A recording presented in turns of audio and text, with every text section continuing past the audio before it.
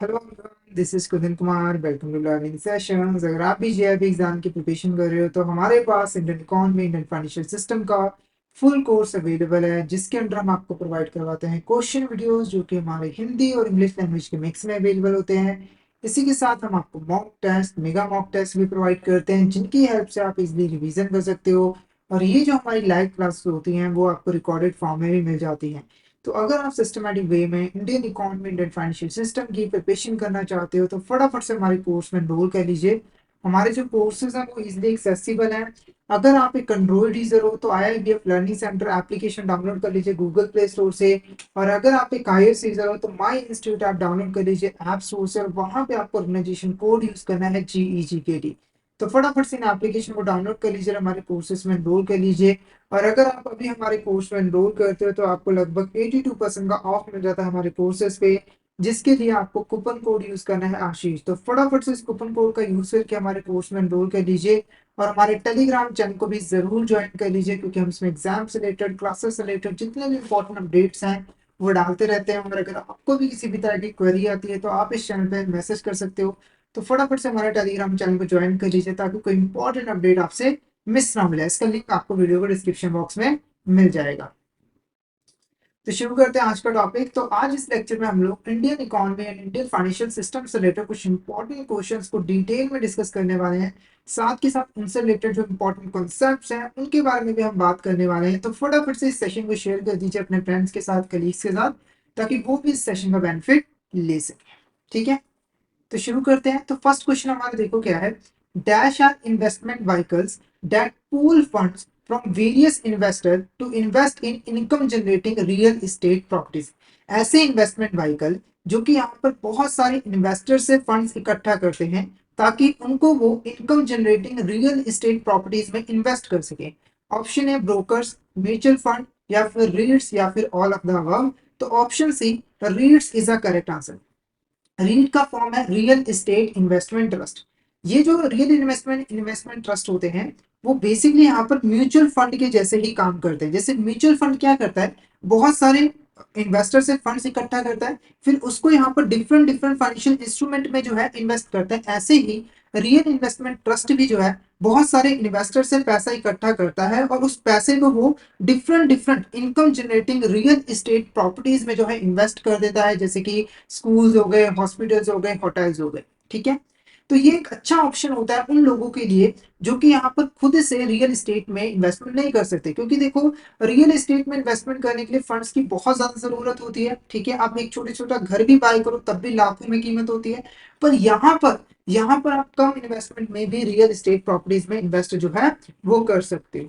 ठीक है, अब इंडिया के अंदर अगर हम रेट की बात करते हैं, इसको 2017 में इस्टेब्लिश किया गया था। और इसका जो IPO था, यानी इनिशियल पब्लिक ऑफरिंग, ये 2018 में जो है वो किया गया।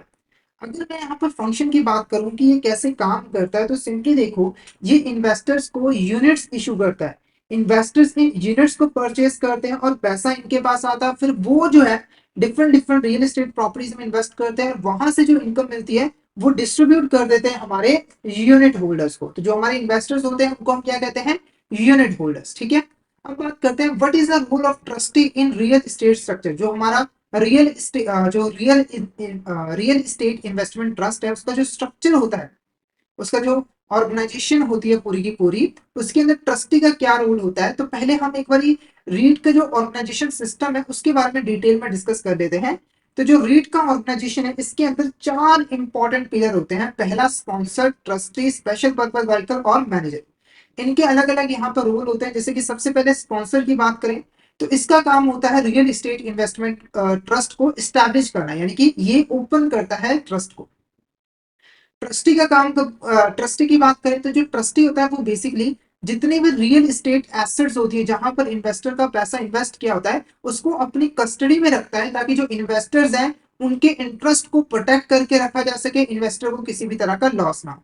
स्पेशल पर्पज व्हीकल एक डोमेस्टिक कंपनी होती है जो कि रियल एस्टेट एसेट्स को रीट के बिहार पर अपने पास होल्ड करके रखती है। जो मैनेजर है वो यहाँ पर रियल एस्टेट एसेट्स को मैनेज करता है ट्रस्ट के बिहार पर, साथ के साथ इन्वेस्टमेंट डिसीजन भी लेता है। ठीक है, तो यहाँ पर आपको ट्रस्टी के रोल का पता लग गया होगा। तो ऑप्शन देखो क्या है, to manage day to day operation of the properties, तो ये गलत है। To act is a legal custodian of REIT asset, तो ये स्टेटमेंट बिल्कुल करेक्ट है। ट्रस्टी का रोल होता है जितने भी रीट एसेट्स हैं उसको अपनी कस्टडी में रखना ताकि इन्वेस्टर्स को प्रोटेक्ट करके रखा जा सके। उसके बाद to raise capital for REITs through public offerings या to select properties for REITs portfolio, तो हमारा ऑप्शन बी होगा, वो करेक्ट आंसर रहेगा। Option B is the correct answer. Next question देखो, special purpose vehicle is a domestic company that holds the real estate asset on behalf of REIT, trust must hold at least. Special purpose vehicle के बारे में मैंने already आपको बता दिया है। तो जो ट्रस्ट है ना, उसे एक मिनिमम मिनिमम परसेंटेज जो है इक्विटी की स्पेशल पर्पस व्हीकल में होल्ड करके रखनी होती है। वो मिनिमम परसेंटेज कितनी है? 50%, 40%, 30% या 20%। तो option A 50% is the correct answer. तो जितने भी यहाँ पर स्पेशल पर्पस व्हीकल होंगे उसके 50% जो शेयर्स हैं वो ट्रस्ट के पास होने चाहिए ताकि उसका जो कंट्रोल है वो स्पेशल पर्पस व्हीकल के ऊपर बना रहे। नेक्स्ट देखो, what type of gain can investor potentially realize if they sell their investment in real estate investment trust that has performed well and increase in the value over time? ठीक है, तो अगर हमारा कोई इन्वेस्टर है, ठीक है, अगर हमारा कोई इन्वेस्टर है, उसने रियल एस्टेट इन्वेस्टमेंट ट्रस्ट में इन्वेस्टमेंट की और जो उसकी इन्वेस्टमेंट थी उसने फ्यूचर में अच्छा परफॉर्म किया और उसकी जो वैल्यू है वो समय के साथ इंक्रीज हो गई। जैसे अगर इन्वेस्टर ने यहाँ पर 5,000 रुपीज इन्वेस्ट किए थे तो 5 साल बाद उसकी वैल्यू इंक्रीज हो गई, कितनी होगी? 5 लाख रुपीज। कितनी होगी? 5 लाख या फिर 1 लाख रुपीज हो गई, डबल हो गई। ठीक है, तो अगर हमारा जो इन्वेस्टर है उस इन्वेस्टमेंट को सेल करता है तो उसे कौन सा गेन मिलता है? तो ऑप्शन हमारा जो बी है, capital gain is a correct answer. अब यहाँ पर देखो, अगर इन्वेस्टर 1 लाख रुपए का बेचता है तो उसे यहाँ पर 50,000 रुपए का फायदा होता है और इसी को हम क्या कहते हैं? कैपिटल गेन जो है वो कहते हैं। तो option B is a correct answer, capital gain is a correct answer. अगर हम टैक्सेशन की बात करें, ये जो कैपिटल गेन है इसके ऊपर टैक्स यहाँ पर कैसे लगता है, तो सबसे पहले देखो, जो हमारा कैपिटल गेन होता है उसको हम दो कैटेगरीज में डिवाइड कर सकते हैं। एक होता है शॉर्ट टर्म कैपिटल गेन और एक होता है लॉन्ग टर्म कैपिटल गेन। अगर आपने जो इन्वेस्टमेंट है उसको 1 साल या फिर उससे कम पीरियड के लिए अपने पास होल्ड करके रखा है तो वो कहलाता है शॉर्ट टर्म कैपिटल गेन। अगर आपने 1 साल से ज्यादा के लिए इन्वेस्टमेंट को अपने पास होल्ड करके रखा था तो वो कहलाता है long term capital gain. Short term capital gain पे जो है 15% का टैक्स लगता है और लॉन्ग टर्म कैपिटल गेन पे 10% का जो टैक्स लगता है। और ये जो टैक्स लगता है वो सेल ऑफ यूनिट्स के बेसिस पे जो है लगता है, यानी कि जितनी आपकी यूनिट्स होंगी उसके बिहार पर आपको टैक्स जो है वो पे करना पड़ेगा। नेक्स्ट बात करते हैं, what advantage do REIT offer investors compare to directly buying real estate. अगर एक इन्वेस्टर डायरेक्टली रियल एस्टेट में इन्वेस्टमेंट करने की बजाय रीट में इन्वेस्टमेंट करता है तो उसको क्या एडवांटेज मिलती है? पहला, लोअर इन्वेस्टमेंट रिक्वायरमेंट। जैसे मैंने आपको बताया कि जो रीट में आप इन्वेस्टमेंट करते हो तो आप कम पैसों में भी इन्वेस्टमेंट जो है वो कर सकते हो, तो ये एक बेनिफिट होता है। Diversification across multiple properties. अगर आप सिंगल किसी मतलब कि डायरेक्टली आप रियल एस्टेट में इन्वेस्टमेंट करो तो आप एक सिंगल प्रॉपर्टी को बाय कर सकते हो, मैक्सिमम 2 या 3 को कर सकते हो। पर जब आप रीट में इन्वेस्टमेंट करते हो तो आपका जो पैसा है वो मल्टीपल प्रॉपर्टीज में जो है इन्वेस्ट किया जाता है, तो ये भी एक बेनिफिट होता है। No need for property management responsibilities, तो ये भी एक बेनिफिट होता है कि आपको कुछ भी एफर्ट लगाने की जरूरत नहीं है। जो प्रॉपर्टीज है वो खुद ब खुद यहाँ पर मैनेज की जाएंगी, आपको टेंशन लेने की जरूरत नहीं होती है। पर अगर आप डायरेक्टली बाय करते हो तो आपको प्रॉपर्टी को संभाल के रखना पड़ता है, आपको कुछ खर्च भी करना पड़ता है। तो ये सारे के सारे हमारे यहाँ पर एडवांटेज होते हैं अगर इन्वेस्टर रीट में इन्वेस्टमेंट करता है। ठीक है, नेक्स्ट क्वेश्चन देखो, dash refers to those activities carried out by bank which are other than their normal day to day activities like deposit and withdrawals. ठीक है, तो जैसे कि आपको बताया कि आज के टाइम में हमारी जो बैंक्स है वो यहाँ पर अपनी डे टू डे एक्टिविटीज जो उसके कोर ऑपरेशंस है जैसे कि डिपॉजिट्स हो गया, विड्रॉवल हो गया, उनके अलावा भी बहुत सारे एक्टिविटीज परफॉर्म करते हैं, बहुत सारी बिजनेसेस यहाँ पर परफॉर्म करते हैं। ठीक है, ऑपरेशंस परफॉर्म करते हैं। तो उन एक्टिविटीज को हम क्या कहते हैं? ऑप्शन है non traditional activities, para banking activities, investment banking या फिर नन ऑफ द अबव। तो option B para banking, para banking is a correct answer. यानी कि बैंक की जो कोर ऑपरेशंस होते हैं उसके अलावा बैंक जो भी ऑपरेशंस परफॉर्म करता है, एक्टिविटीज परफॉर्म करता है, उसे हम पैरा बैंकिंग एक्टिविटीज जो है वो कहते हैं। जैसे एग्जांपल इंश्योरेंस। ठीक है, इंश्योरेंस की सर्विसेज यहाँ पर प्रोवाइड करना, इंश्योरेंस पॉलिसीज बेचना, ये एक तरह की एग्जांपल है हमारी पैरा बैंकिंग एक्टिविटीज की। नेक्स्ट क्वेश्चन देखो, which of the following is a para banking activity conducted by bank. इसमें से कौन सी ऐसी एक्टिविटी है जो कि यहाँ पर पैरा बैंकिंग एक्टिविटी के कैटेगरी में आती है और जो बैंक परफॉर्म करती है? पहला, insurance, mutual fund, fix deposit, venture capital तो हमारा आंसर रहेगा इंश्योरेंस, म्यूचुअल फंड और वेंचर कैपिटल। तो फर्स्ट सेकंड फोर्थ हमारा क्या रहेगा, करेक्ट आंसर रहेगा। तो option D is the correct answer. Insurance के अंदर हमारी जो बैंक है वो इंश्योरेंस कंपनी के बिहाफ पर इंश्योरेंस पॉलिसीज अपने कस्टमर को बेचती है। म्यूचुअल फंड के अंदर वो यहाँ पर म्यूचुअल फंड की जो यूनिट्स होती है वो अपने कस्टमर को सेल करती है, इंटरमीडियरी की तरीके से काम करती है। और वेंचर कैपिटल के अंदर वो ऐसी कंपनी में इन्वेस्टमेंट करती है जो कि अभी अर्ली स्टेज में होती है और उसमें ग्रोथ का काफी ज्यादा पोटेंशियल जो है वो रहता है। नेक्स्ट क्वेश्चन देखो, according to the rules banks are prohibited from directly participating in insurance risk. How can they authorize to get involved in the insurance business while sharing the risk? ठीक है, तो देखो बैंक जो है वो insurance business कर सकते हैं, पर नॉर्मली बैंक के ऊपर ये रिस्ट्रिक्शन होती है कि वो जो इंश्योरेंस बिजनेस है वो रिस्क शेयरिंग बेसिस पे नहीं कर सकती। यानी कि सिर्फ वो एक एजेंट के तरीके से यहाँ पर काम करेगी, वो यहाँ पर किसी भी तरह का रिस्क जो है वो नहीं लेगी। पर इसकी कुछ एक्सेप्शन भी होती है, जैसे कि अगर एक बैंक यहाँ पर अपनी एक नई सब्सिडरी ओपन करता है इंश्योरेंस बिजनेस करने के लिए, तब वो इंश्योरेंस बिजनेस के अंदर रिस्क बेसिस के ऊपर इंश्योरेंस बिजनेस कर सकती है। साथ ही साथ अगर वो किसी दूसरी इंश्योरेंस कंपनी के साथ में मिलकर ज्वाइंट वेंचर करती है, तब भी वो रिस्क यहाँ पर ले सकती है। पर जो वो रेफरल बिजनेस परफॉर्म कर रही है, तब वो इंश्योरेंस बिजनेस में रिस्क नहीं ले सकते, बिना रिस्क के उसे यहाँ पर इंश्योरेंस बिजनेस करना पड़ेगा। तो both A and B is the correct answer. ठीक है, तो जो हमारा बैंक है वो सब्सिडरी के थ्रू, ज्वाइंट वेंचर के थ्रू रिस्क बेसिस पे इंश्योरेंस बिजनेस जो है वो परफॉर्म कर सकता है। नेक्स्ट क्वेश्चन देखो, व्हाट आर द रिक्वायरमेंट्स और qualifications needed to establish a subsidiary or joint venture company specifically for offering insurance products by bank? तो यहाँ पर कौन सी ऐसी रिक्वायरमेंट्स हैं, क्वालिफिकेशंस हैं जिनको फुलफिल करना जरूरी होता है अगर यहाँ पर एक बैंक कोई सब्सिडरी ओपन करना चाहता है, ज्वाइंट वेंचर कंपनी ओपन करना चाहता है इंश्योरेंस प्रोडक्ट ऑफर करने के लिए? पहला, बैंक हैज नेटवर्थ 1000 करोड़, जो बैंक है उसकी नेटवर्थ 1000 करोड़ होनी चाहिए। या फिर the level of net non performing asset is not more than 3%, तो जो नॉन परफॉर्मिंग एसेट्स है वो यहाँ पर 3% से ज्यादा नहीं होनी चाहिए। या फिर it has made profit in the preceding 3 financial year, पिछले 3 फाइनेंशियल ईयर के अंदर उसने प्रॉफिट कमाया होना चाहिए। तो all of the is the correct answer. अगर कोई बैंक इंश्योरेंस प्रोडक्ट ऑफर करने के लिए सब्सिडरी ओपन करना चाहती है, ज्वाइंट वेंचर कंपनी ओपन करना चाहती है, तो उसे ये सारी कंडीशन जो है फुलफिल करनी पड़ेगी, तभी वो यहाँ पर सब्सिडरी या फिर ज्वाइंट वेंचर इस्टेब्लिश कर सकती है। नेक्स्ट क्वेश्चन देखो, what percentage of their salary do both the employee and employer contribute towards employee EPF account? ठीक है, सबसे पहले ईपीएफ अकाउंट क्या है इसको थोड़ा सा समझते हैं। ईपीएफ का फुल फॉर्म होता है एम्प्लॉय प्रोविडेंट फंड स्कीम। ये एक तरह की रिटायरमेंट स्कीम होती है। इस स्कीम के अंदर एक प्रोविडेंट फंड अकाउंट जो है वो मेंटेन किया जाता है, जिसके अंदर जो एम्प्लॉय है और जो उसका एम्प्लॉयर है दोनों यहाँ पर कंट्रीब्यूट करते हैं, इक्वल कंट्रीब्यूट करते हैं, ताकि रिटायरमेंट के टाइम पर जो हमारा एम्प्लॉय है उसे एक लमसम अमाउंट जो है वो मिल सके और उसका जो रिटायरमेंट है वो अच्छे से यहाँ पर कट सके किसी भी बिना दिक्कत के। ठीक है, तो इस स्कीम के अंदर हमारे एम्प्लॉयर और जो एम्प्लॉय है वो यहाँ पर इक्वल कंट्रीब्यूशन करते हैं, और वो इक्वल कंट्रीब्यूशन कितना है, 12%। यानी कि जो हमारा एम्प्लॉय है उसकी जितनी भी सैलरी है उसका 12% वो कंट्रीब्यूट करेगा, और 12% कौन कंट्रीब्यूट करेगा, हमारा जो उसका एम्प्लॉयर होता है। नेक्स्ट बात करते हैं फीचर्स ऑफ ईपीएफ। क्या है हमारा यहाँ पर फीचर्स ऑफ ईपीएफ? अगर हम इसके फीचर्स की बात करें तो ये एक long term retirement saving scheme है, मतलब कि लंबे समय तक चलती है। यानी कि एक जब एम्प्लॉय भी काम कर रहा है तो उसको रिटायर होने में कम से कम 60 साल 65 साल लगते हैं, तो काफी लंबा टाइम पीरियड होता है। साथ ही साथ इसको मैनेज करने का काम कौन करता है, एम्प्लॉय प्रोविडेंट फंड ऑर्गेनाइजेशन, जिसको हम शॉर्ट में ईपीएफओ भी कहते हैं। ठीक है, तो ये चीज यहाँ पर याद रखिए, कई बार ये क्वेश्चन पूछ लिया जाता है। और ये जो स्कीम है वो तब एप्लीकेबल होती है अगर हमारी जो ऑर्गेनाइजेशन है वहां पर 20 या फिर 20 से ज्यादा पर्सन जो है एम्प्लॉयड होते हैं।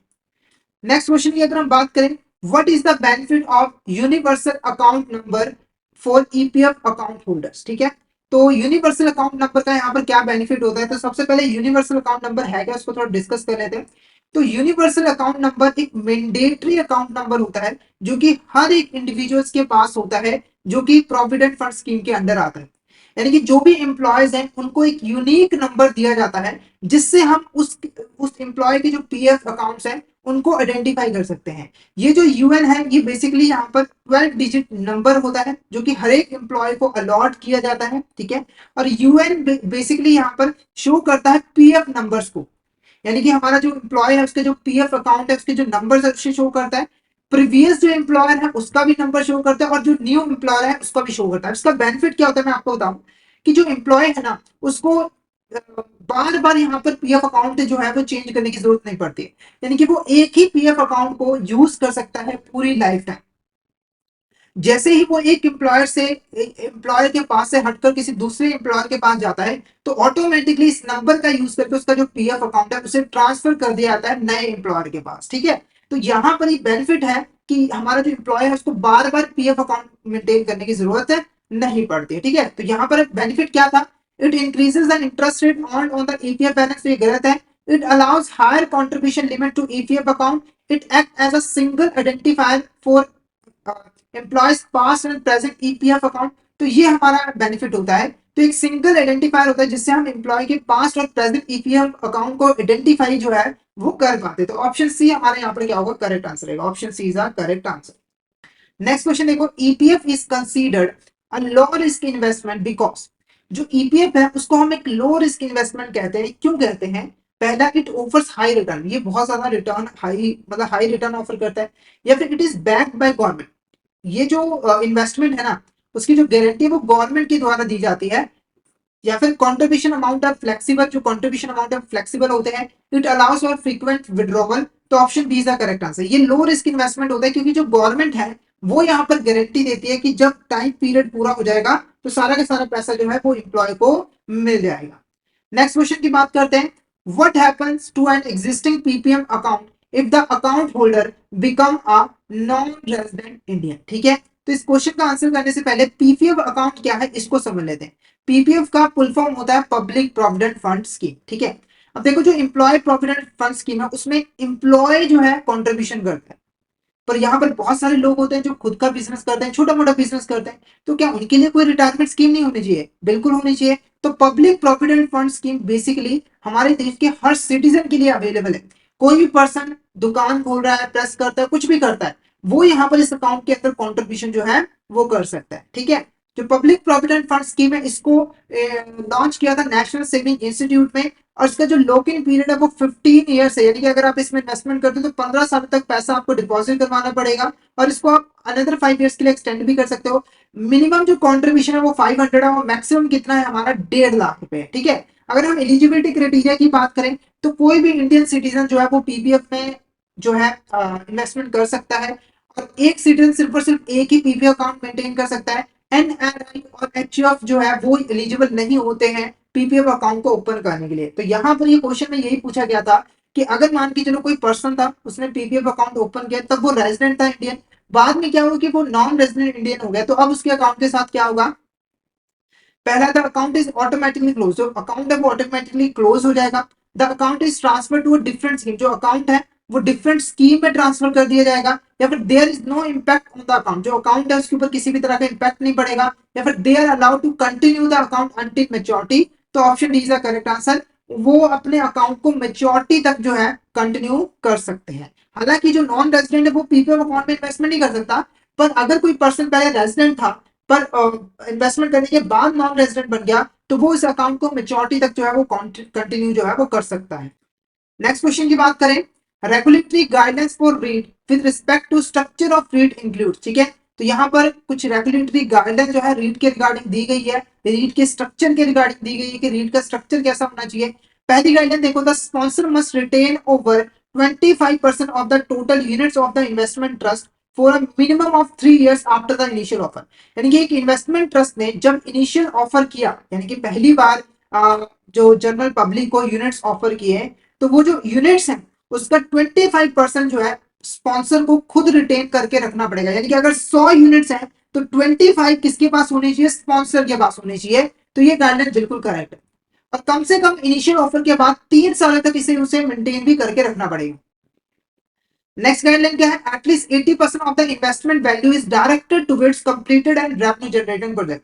यानी कि हमारा जो इन्वेस्टमेंट ट्रस्ट है उसका उसके पास जितना भी पैसा पड़ रहा है, जितना भी फंड्स उसने इकट्ठा किया है उसका 80% जो है ऐसे रियल एस्टेट एसेट्स में इन्वेस्ट करना पड़ेगा जो कि कंप्लीट है और रेवेन्यू जनरेट जो है वो कर रहे हैं। ठीक है, तो ये भी स्टेटमेंट क्या है, बिल्कुल करेक्ट है। No more than 10% can be invested in project that are still under construction. यानी कि कोई भी ऐसा प्रोजेक्ट है, कोई भी रियल एस्टेट प्रॉपर्टी जो कि अंडर कंस्ट्रक्शन है, तो रियल एस्टेट इन्वेस्टमेंट ट्रस्ट उसमें इन्वेस्टमेंट तो कर सकती है, पर मैक्सिमम 10% तक इन्वेस्टमेंट कर सकती है, उससे ज्यादा नहीं कर सकती है। अगर हमारी जो स्पेशल पर्पज व्हीकल है, ठीक है, जो स्पेशल पर्पज व्हीकल है उसे अपनी जो टोटल एसेट्स है उसका 80% जो है प्रॉपर्टीज के फॉर्म में जो है रखना पड़ेगा, और वो किसी दूसरी एसपीवी में यहाँ पर इन्वेस्टमेंट नहीं कर सकते हैं।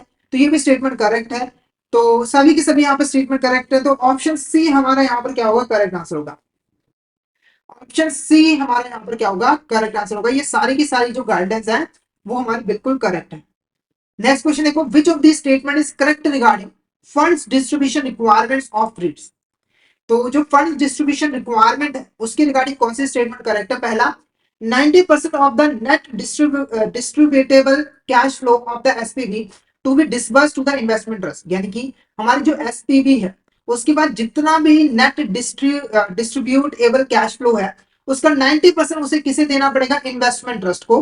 तो ये स्टेटमेंट बिल्कुल करेक्ट है। ठीक है, उसके बाद हमारे जो इन्वेस्टमेंट ट्रस्ट है उसके बाद जितना भी नेट डिस्ट्रीब्यूटेबल कैश फ्लो है उसका 90% उसे किसे देना पड़ेगा, यूनिट होल्डर को। तो ये भी स्टेटमेंट करेक्ट है। अगर यहाँ पर कोई भी एसेट जो है सोल्ड की गई है इन्वेस्टमेंट ट्रस्ट के द्वारा या फिर एसपीबी के द्वारा, और उसकी जो प्रोसीड्स है वो री इन्वेस्ट कर दी गई है किसी अनदर प्रॉपर्टी के अंदर, तो जो रीट है उसे यहाँ पर जो सेल प्रोसीड्स है उसको डिस्ट्रीब्यूट करने की जरूरत नहीं होती है यूनिट होल्डर को। तो ये भी स्टेटमेंट क्या है, करेक्ट है। तो all of the above is the correct answer. तो फंड डिस्ट्रीब्यूशन के रिगार्डिंग ये सभी की सभी जो स्टेटमेंट है वो बिल्कुल करेक्ट है। तो all of the above is the correct answer.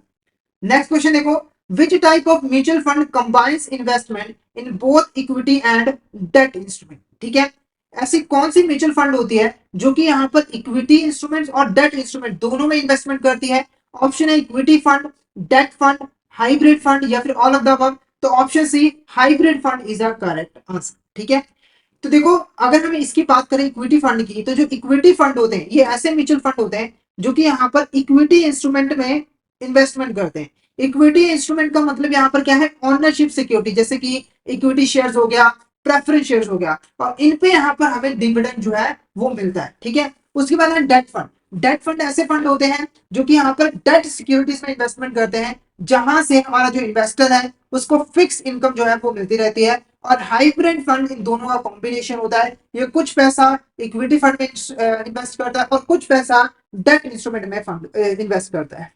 Next question देखो, which of this statement is correct regarding the association of mutual funds in India. तो जो association of mutual funds in India वो India के अंदर mutual fund industry को promote और develop करने का काम जो है वो करती है। कौन सी स्टेटमेंट करेक्ट है, पहले देखो, AMFI was incorporated on August 22, 1995 and it is incorporated as a non-profit organization। तो ये स्टेटमेंट बिल्कुल करेक्ट है। नॉन प्रॉफिट ऑर्गेनाइजेशन ऐसी ऑर्गेनाइजेशन होती है जो कि प्रॉफिट कमाने के लिए काम नहीं करती, यानी कि उनका जो मेन मोटिव है वो प्रॉफिट कमाना नहीं होता है। Its core objective encompasses promoting mutual funds, safeguarding investor interest, fostering industry growth। तो ये भी स्टेटमेंट बिल्कुल करेक्ट है। कोर ऑब्जेक्टिव से आपको पता लगा कि म्यूचुअल फंड इंडस्ट्री को डेवलप करना है, जो इन्वेस्टर्स हैं जिन्होंने म्यूचुअल फंड में इन्वेस्ट किया है उन्हें प्रोटेक्ट करके रखना है, उन्हें सेफ गार्ड करना है और इंडस्ट्री की ग्रोथ भी करनी है। AMFA is responsible for promote best practices and code of conduct in all areas of operation of mutual fund industry. तो ये भी स्टेटमेंट करेक्ट है। तो all of the above is the correct answer. तो ये सारे के सारे स्टेटमेंट जो है वो AMFI के रिगार्डिंग करेक्ट है। अगर हम डिटेल ऑब्जेक्टिव्स की बात करें तो बेस्ट बिजनेस प्रैक्टिस और कोड ऑफ कंडक्ट को प्रमोट करना म्यूचुअल फंड इंडस्ट्री के अंदर, ये इसका एक इंपॉर्टेंट ऑब्जेक्टिव होता है। हाई प्रोफेशनल एथिकल स्टैंडर्ड्स को प्रमोट करना, मेंटेन करके रखना, ये भी ऑब्जेक्टिव होता है। साथ के साथ हमारे जो सेबी है उसके साथ इंटरेक्ट करना ताकि म्यूचुअल फंड इंडस्ट्री को डेवलप किया जा सके, उसको बेनिफिट पहुंचाया जा सके। साथ के साथ गवर्नमेंट, आरबीआई और अदर रेगुलेटरी बॉडीज को रिप्रेजेंट करना, म्यूचुअल फंड इंडस्ट्री के बारे में बताना कि किस तरीके से यहाँ पर काम चल रहा है। साथ के साथ जो एजेंट्स हैं उन्हें यहाँ पर ट्रेंड करना ताकि एक well trained agent distributor network को मेंटेन किया जा सके, और जो म्यूचुअल फंड यूनिट्स हैं उनको यहाँ पर प्रॉपर तरीके से डिस्ट्रीब्यूट किया जा सके। अवेयरनेस प्रोग्राम भी यहाँ पर चलाए जाते हैं ताकि जो इन्वेस्टर्स हैं उनको नेशन वाइड यहाँ पर अवेयर किया जा सके म्यूचुअल फंड के बारे में, और म्यूचुअल फंड इंडस्ट्री के रिगार्डिंग इंपॉर्टेंट इंफॉर्मेशन को डिसएमिनेट करना यानी कि प्रोवाइड करना, ये भी एक इंपॉर्टेंट ऑब्जेक्टिव और फंक्शन होता है। नेक्स्ट क्वेश्चन देखो हमारा, which of this statement is correct regarding the bank assurance, इसमें से कौन सी स्टेटमेंट जो है वो करेक्ट है रिगार्डिंग द बैंक एश्योरेंस। अब ये बैंक एश्योरेंस क्या होता है, तो देखो बैंक एश्योरेंस एक ऐसी अरेंजमेंट होती है जिसके अंदर हमारा जो बैंक होता है, ठीक है, वो यहाँ पर इंश्योरेंस कंपनी की पॉलिसीज को अपने कस्टमर को बेचता है और कमीशन कमाता है।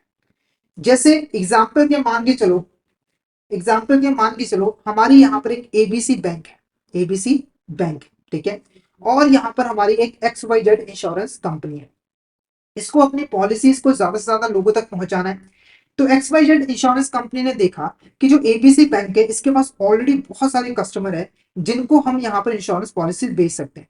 तो इन्होंने क्या किया, एबीसी बैंक के साथ एक एग्रीमेंट किया, कहा कि आप देखो ना हमारी पॉलिसी, हमारी इंश्योरेंस पॉलिसीज को सेल करो अपने कस्टमर्स को, क्योंकि कस्टमर आपके पास आएंगे तो एडिशनली आप उसको इन पॉलिसीज के बारे में बताओ और सेल करने की कोशिश करो, और हर पॉलिसी पे हमें आपको 2% का यहाँ पर कमीशन देंगे। तो जो एबीसी बैंक है वो मान गया, उसके पास जो भी कस्टमर आते थे वो इस इंश्योरेंस कंपनी के यहाँ पर उसकी पॉलिसीज को सेल करता। तो ये जो अरेंजमेंट है इन दोनों के बीच में, इसी को हम क्या कहते हैं, बैंक एश्योरेंस। क्या कहते हैं, बैंक एश्योरेंस। कौन सी स्टेटमेंट करेक्ट है, पहला, any bank intending to undertake insurance business is required to obtain prior approval of RBI। अगर कोई बैंक यहाँ पर इंश्योरेंस बिजनेस करना चाहती है तो सबसे पहले उसे आरबीआई से अप्रूवल लेना पड़ेगा। तो ये स्टेटमेंट बिल्कुल करेक्ट है। Banks undertake insurance business as an agent of insurance companies on a fee basis without any risk participation. जो बैंक है वो इंश्योरेंस बिजनेस कर सकती है पर वो सिर्फ और सिर्फ इंश्योरेंस कंपनी के एजेंट बन के इंश्योरेंस बिजनेस कर सकती है बिना किसी रिस्क पार्टिसिपेशन के। ये भी स्टेटमेंट करेक्ट है। Bank can set up joint venture company for undertaking insurance business with risk participation, यानी कि जो बैंक है वो यहाँ पर जॉइंट वेंचर कंपनी स्टैब्लिश कर सकती है ताकि वो रिस्क पार्टिसिपेशन के साथ इंश्योरेंस बिजनेस कर सके। तो ये भी स्टेटमेंट क्या है, करेक्ट है। तो ऑप्शन डी हमारा यहाँ पर क्या होगा, करेक्ट आंसर होगा। Option D is a correct answer. Next question देखो, what is the role of bank staff in referral model of bancassurance. अगर हम यहाँ पर रेफरल मॉडल की बात करें बैंक एश्योरेंस की, तो उसके अंदर बैंक स्टाफ का क्या रोल होता है।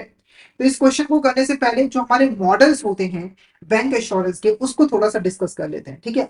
तो जो पहला मॉडल है वो है कॉर्पोरेट एजेंसी मॉडल। इस मॉडल के अंदर हमारा जो बैंक है, ठीक है, हमारा जो बैंक है वो इंश्योरेंस कंपनी के एजेंट के तरीके से काम करता है और इंश्योरेंस कंपनी के बिहाफ पर उसकी पॉलिसीज को अपने कस्टमर को बेचता है। जैसे एग्जांपल के हमारी एबीसी बैंक हो गई, एक्स वाई जेड बैंक हो गई, ठीक है। तो जो एबीसी बैंक है वो यहाँ पर एक्स वाई जेड की जितनी भी पॉलिसीज हैं उनको यहाँ पर अपने कस्टमर को सेल करता है और उससे यहाँ पर कमीशन कमाता है, ठीक है। और यहाँ पर जो इंश्योरेंस पॉलिसीज बेची जा रही है वो बैंक के स्टाफ के द्वारा ही बेची जा रही है। तो ये हमारा कॉर्पोरेट एजेंसी मॉडल जो है वो कहलाता है, ठीक है। उसके बाद दूसरा जो मॉडल है वो है हमारा रेफरल मॉडल। क्या है, रेफरल मॉडल। रेफरल मॉडल के अंदर बैंक अपने स्टाफ को यूज नहीं करता है इंश्योरेंस पॉलिसी को बेचने के लिए, बल्कि इंश्योरेंस कंपनी का स्टाफ जो है वो बैंक के अंदर आकर बैठता है और इंश्योरेंस पॉलिसीज जो है वो बेचता है। जैसे एग्जाम्पल के मान के चलो हमारा एबीसी बैंक है और एक्स वाई जेड बैंक है, X Y Z insurance company.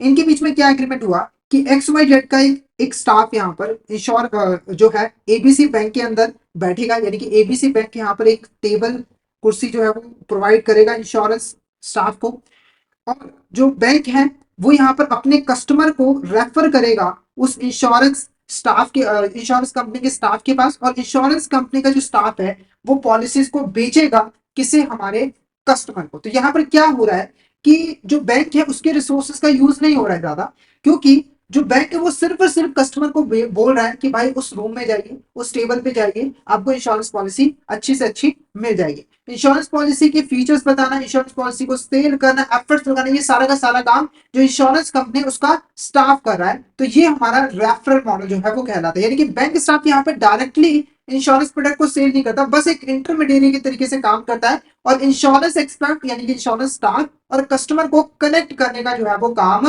करता है। नेक्स्ट है हमारा joint venture model. Joint venture model के अंदर हमारा जो बैंक है वो यहाँ पर इंश्योरेंस कंपनी के साथ में मिलकर एक नई कंपनी यहाँ पर इस्टेब्लिश करता है ताकि वो रिस्क पार्टिसिपेशन के साथ इंश्योरेंस बिजनेस जो है वो कर सके। जैसे अगर मान के चलो हमारा एबीसी बैंक है और X Y Z insurance company है, उन्होंने मिलकर एक दूसरे के साथ में मिलकर एक तीसरी कंपनी यहाँ पर जो है वो बना दी है, जिसका नाम है हमारा डीईएफ लिमिटेड। ठीक है, अब इस कंपनी से वो इंश्योरेंस बिजनेस कर रहे हैं, जो भी पैसा है ये दोनों लगा रहे हैं, जो भी प्रॉफिट है दोनों कमा रहे हैं, तो ये हमारा ज्वाइंट वेंचर मॉडल जो है वो कहलाएगा।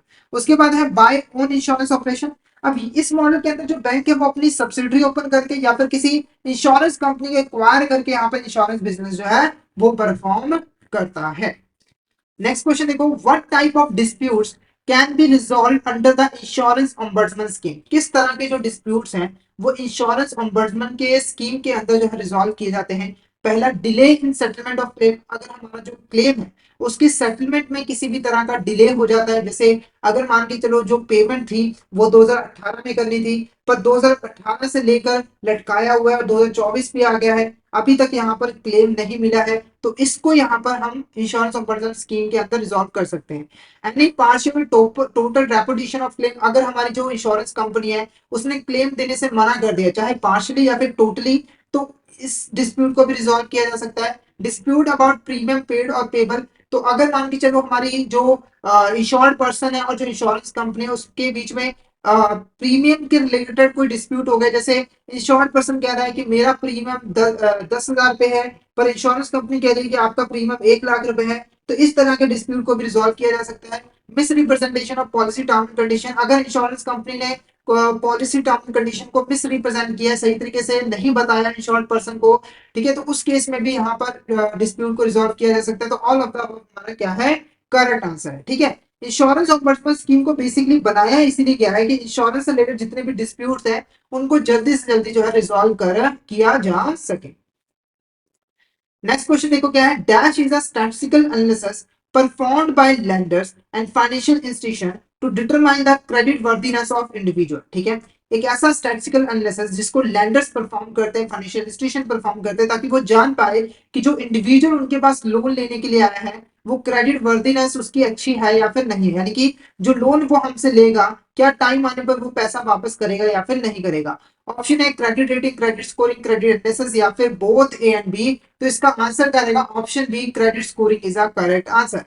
क्रेडिट रेटिंग बेसिकली यूज की जाती है कंपनीज के लिए, पर जब आप यहाँ पर किसी इंडिविजुअल की क्रेडिट वर्दीनेस को चेक करते हो तो उसके लिए हम यूज करते हैं क्रेडिट स्कोरिंग। क्या यूज करते हैं, credit scoring.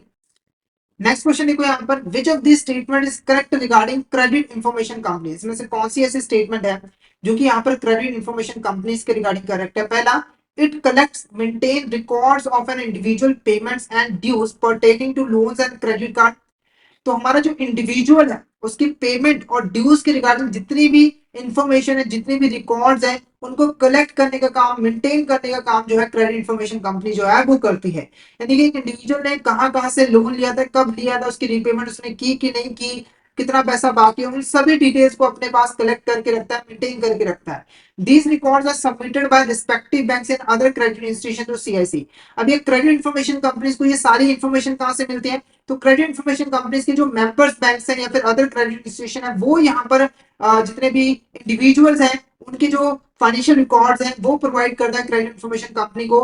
It is governed by credit information companies regulation act 2005। तो ये भी स्टेटमेंट क्या है, बिल्कुल करेक्ट है, यानी credit information companies regulation act 2005 के अकॉर्डिंग जो है वो काम करती है। तो ऑल ऑफ द अबव हमारा यहाँ पे क्या होगा, करेक्ट आंसर होगा। All of the above is the correct answer. Next question देखो, membership to CIC is available to.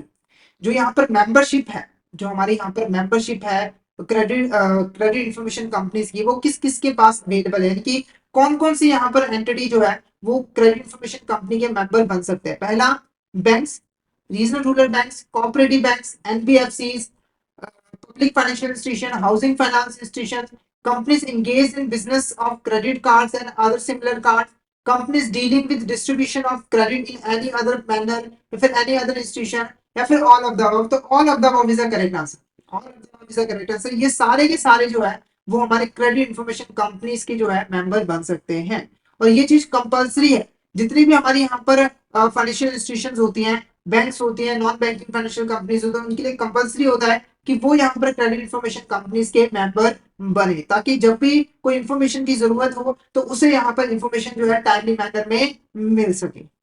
Next question देखो, which of this is a feature of infrastructure investment trust? इसमें से कौन सा हमारा फीचर होता है इंफ्रास्ट्रक्चर इन्वेस्टमेंट ट्रस्ट का? सबसे पहले इंफ्रास्ट्रक्चर इन्वेस्टमेंट ट्रस्ट है क्या, उसका मतलब समझो। इंफ्रास्ट्रक्चर इन्वेस्टमेंट ट्रस्ट अलाउ करता है इन्वेस्टर्स को कि वो यहाँ पर इंफ्रास्ट्रक्चर प्रोजेक्ट में इन्वेस्टमेंट कर सके। देखो, देश की डेवलपमेंट के लिए इंफ्रास्ट्रक्चर की डेवलपमेंट होना जरूरी है, तो बहुत सारे यहाँ पर प्रोजेक्ट चलते रहते हैं, जैसे कि हाईवेज हो गया, रोड्स हो गया, हॉस्पिटल्स हो गए, स्कूल्स हो गए। तो ये जो इंफ्रास्ट्रक्चर प्रोजेक्ट्स हैं उनमें हम लोग भी इन्वेस्टमेंट जो है वो कर सकते हैं। नॉर्मली ये काम किसका होता है, गवर्नमेंट का होता है, पर अगर हम इंफ्रास्ट्रक्चर इन्वेस्टमेंट ट्रस्ट में इन्वेस्ट करते हैं तो हमारा जो पैसा है वो इन इन इंफ्रास्ट्रक्चर प्रोजेक्ट में जो है वो इन्वेस्ट किया जाता है। अब इसमें से कौन सा हमारा यहाँ पर फीचर होता है? पहला देखो, InvITs have been introduce in India in 2014। जो इन्विटीज है उन्हें यहाँ पर 2014 में इंट्रोड्यूस किया गया था, तो ये स्टेटमेंट क्या है, बिल्कुल करेक्ट है। InvITs are establish as trust under the Indian Trust Act 1882, ये भी स्टेटमेंट बिल्कुल करेक्ट है। जो हमारा इंफ्रास्ट्रक्चर इन्वेस्टमेंट ट्रस्ट है वो बेसिकली एक तरह का ट्रस्ट ही है, तो वो इंडियन ट्रस्ट एक्ट के अंडर ही आता है। It is regulated under the SEBI infrastructure investment trust regulation 2014, तो ये भी स्टेटमेंट करेक्ट है। The InvITs is established by manager, तो ये स्टेटमेंट जो है वो गलत है। क्यों गलत है? क्योंकि इन्विटीज को एस्टैब्लिश करता है हमारा स्पॉन्सर, ना कि मैनेजर। तो ऑप्शन डी हमारा क्या होगा, करेक्ट आंसर होगा। ये तीन इंपॉर्टेंट स्टेटमेंट जो है वो हमारी करेक्ट है regarding the infrastructure investment trust. पर ये जो चौथी स्टेटमेंट है वो स्टेटमेंट हमारी क्या है, यहाँ पर गलत है। चौथी स्टेटमेंट क्या है, हमारी गलत है। नेक्स्ट क्वेश्चन देखो हमारे यहाँ पर। Next question, which type of InvITs allows units to be bought and sold by general public on stock exchange? इसमें से हमारी कौन सी यहाँ पर इन्विटीज है जो कि अलाउ करती है कि हम यहाँ पर जो भी हमारी यूनिट्स हैं उसको स्टॉक एक्सचेंज पे बॉट और सोल्ड कर सकें? ऑप्शन है privately held InvITs, public listed InvITs, both public and private, या फिर नाइदर पब्लिक और प्राइवेट। तो यहाँ पर हमारा जो ऑप्शन बी होगा, ऑप्शन बी होगा, वो हमारा क्या होगा, यहाँ पर करेक्ट आंसर रहेगा। यानी कि जितनी भी हमारी यहाँ पर पब्लिक लिस्टेड इन्विटीज होती है, पब्लिक लिस्टेड इन्विटीज होती हैं, उनके जो यूनिट्स होते हैं उनको आप स्टॉक एक्सचेंज पे बाय भी कर सकते हो और आप उसको यहाँ पर सोल्ड भी कर सकते हो। जो प्राइवेटली हेल्ड इन्विटीज होते हैं उनको प्राइवेटली यहाँ पर सेल और बाय जो है वो किया जा सकता है। तो ये कुछ दो इंपॉर्टेंट टाइप्स हैं हमारी इन्विटीज की। आई होप आपको यहाँ तक क्लियर हो गया होगा। अगर आपको किसी भी तरह का डाउट आता है तो आप चैट बॉक्स में मैसेज करके पूछ सकते हो। क्लियर है? और अगर आप सिस्टमैटिक वे में Indian economy Indian financial system की प्रिपरेशन करना चाहते हो तो हमारे कोर्स में एनरोल कर लीजिए, जिसके अंदर हम आपको प्रोवाइड करवाते हैं क्वेश्चन वीडियोस जो कि हमारे हिंदी और इंग्लिश लैंग्वेज के मिक्स में अवेलेबल होते हैं। और ये जो क्वेश्चन वीडियोस है वो इस तरीके से प्रिपेयर किए जा क्वेश्चन वीडियोस इस तरीके से बनाए गए हैं कि आपका सारा जो सिलेबस है वो यहाँ पर कवर हो जाएगा। ठीक है, साथ के साथ जो इंपॉर्टेंट कॉन्सेप्ट्स है वो भी यहाँ पर अच्छे से क्लियर करवाए गए हैं। साथ ही साथ हम आपको mock test, mega mock test भी प्रोवाइड करते हैं जिनकी हेल्प से आप इजीली रिवीजन कर सकते हो। और ये जो हमारी लाइव क्लास होती है वो आपको रिकॉर्डेड फॉर्म में भी मिल जाती है। तो अगर आप सिस्टमैटिक वे में Indian economy Indian financial system की प्रिपरेशन करना चाहते हो तो हमारे कोर्स में एनरोल कर लीजिए। हमारे जो कोर्सेज हैं वो इजीली एक्सेसिबल हैं। अगर आप एक एंड्रॉइड यूजर हो तो IIBF learning centre application download कर लीजिए गूगल प्ले स्टोर से। और अगर आप एक iOS यूजर हो तो माई इंस्टीट्यूट आप डाउनलोड कर लीजिए ऐप स्टोर से। वहां पे आपको ऑर्गेनाइजेशन कोड यूज करना है GEGGT। तो फटाफट से इन एप्लीकेशन को डाउनलोड कर लीजिए, हमारे कोर्सेज में एनरोल कर लीजिए। और अगर आप अभी हमारे कोर्स में एनरोल करते हो तो आपको लगभग 82% का ऑफ मिल जाएगा हमारे कोर्सेज पे, जिसके लिए आपको कूपन कोड यूज करना है आशीष। तो फटाफट से इस कूपन कोड का यूज करके हमारे कोर्स में एनरोल कर लीजिए। और हमारे टेलीग्राम चैनल को भी जरूर ज्वाइन कर लीजिए, क्योंकि हम उसमें एग्जाम से रिलेटेड, क्लासेस से रिलेटेड जितने भी इंपॉर्टेंट अपडेट्स हैं वो डालते रहते हैं। और अगर आपको भी किसी भी तरह की क्वेरी आती है तो आप इस चैनल पे मैसेज कर सकते हो। तो फटाफट से हमारे टेलीग्राम चैनल को ज्वाइन कर लीजिए ताकि कोई इंपॉर्टेंट अपडेट आपसे मिस ना हो जाए। इसका लिंक आपको वीडियो के डिस्क्रिप्शन बॉक्स में मिल जाए। तो आज के लिए इतना ही। अगर सेशन अच्छा लगा तो सेशन को लाइक कर देना, हमारे चैनल को सब्सक्राइब कर देना और शेयर जरूर कर देना अपने फ्रेंड्स के साथ, कलीग्स के साथ, ताकि वो भी सेशन का बेनिफिट ले सके। Thank you so much everyone, मिलते हैं नेक्स्ट क्लास में।